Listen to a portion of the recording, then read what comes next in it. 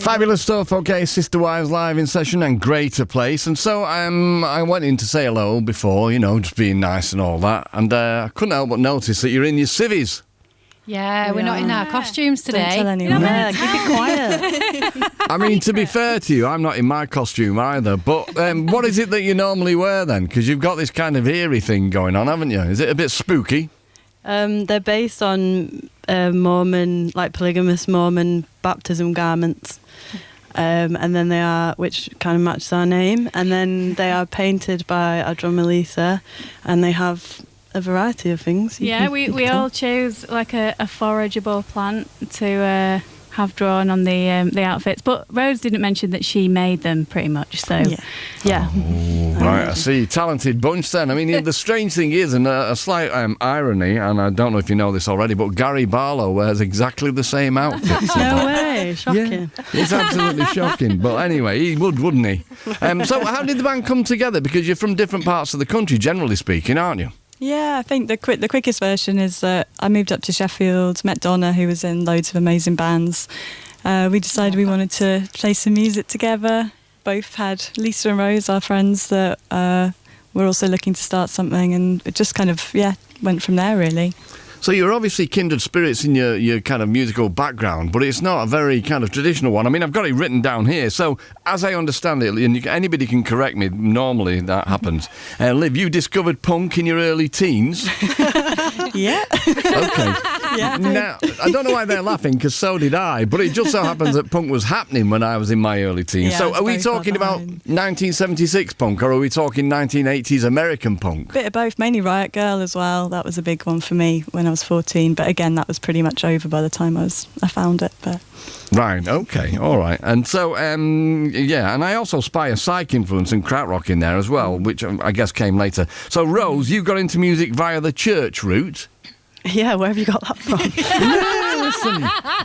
Listen, I have my spies. My dad ran a church, so I was always singing and playing and picking up. I actually played my first bit of bass from the bassist in the church. It was a Born Again, Happy Clappy, so live music every week. Wow, okay, so that is some kind of transformation. At what point did you kind of get taken off that route and onto the route that I've seen you here now? Very early, because thanks again to my parents, they were hippies, so I was listening to like Captain Beefheart when I was a kid. And then by about 11 decided that Christianity wasn't for me. And instead... Captain Beefheart was. Captain Beefheart was, yeah. Well, each to their own, but I went down the same route myself. Donna, you've got a bit of a folk thing going on. I have indeed. I'm also a punk. At heart, probably I'm number one punk, but then secondly into Welsh folk music, competing in the Eisteddfod and things like that. So the Welsh influence mostly comes from me. Well, it's a big Welsh influence, to be fair, isn't it? It is, absolutely. And, a lot of our harmonies and stuff hark back to kind of 60s Welsh girl groups and that sort of thing. So that's another twist to add to our musical sound, I guess. Yeah, it's well twisted. And so, and Lisa, yours more traditional, the piano. We don't... Is there any weird backstory to the piano? No, that was like a kind of trying to make me do something on a Thursday night after school, and I never practiced, so that was a very, very bad bit of information. I don't think it was, you see, by your reaction. I think it was a very good bit of information. I'll tell you what I also read. On BBC Radio, great presenter Adam Walton. Hello. Yeah, we love Adam. We all do. And he described you as, well, both Black Sabbath playing Noy. Very nice. Which is good. But this is the best bit, sounding like one of Gweno's Night Terrors. We totally agree with that. Yeah. It kind of sums you up, really, doesn't it? Definitely. And so the first tune that we played by you, if I remember rightly, was Crags, which has got a dark kind of backstory to it. Yeah, it really has.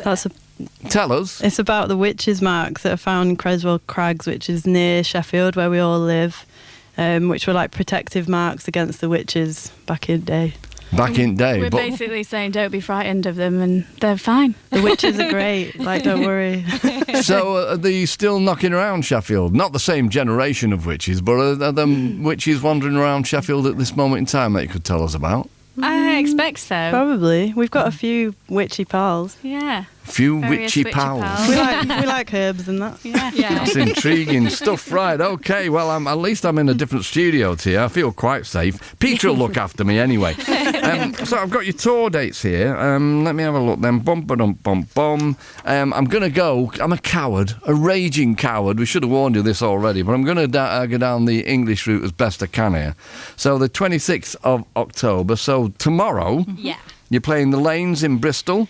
we are. The 28th, the Bunkhouse in Swansea. Yeah. Then is it the Catch Festival? Yeah, the Kutch Festival, yeah. Kutch, right, okay, in St. Pembrokeshire. David's, yeah. Right, yeah, okay. The 29th, you play Lip Hub in Newport. That's been cancelled. Oh, is it? We're hoping to With reschedule it. rescheduling Yeah. it. Oh, yeah, okay. See local press for details. The 4th of November, Delicious Clam in Sheffield. Yep, Yeah. big That's the album Delicious launch. Clam. Album launch. Yeah, excellent. The 20th, you play Future Yard in Birkenhead. And the 3rd of December, you play Theatre Clwyd in Mould. Yeah. Fabulous. All right, then. Well, I've enjoyed the music and the chat loads tonight, and there's one more tune to come. So what's this one? This one's called O D E D, which translates as From House to House. All right, fabulous. Okay.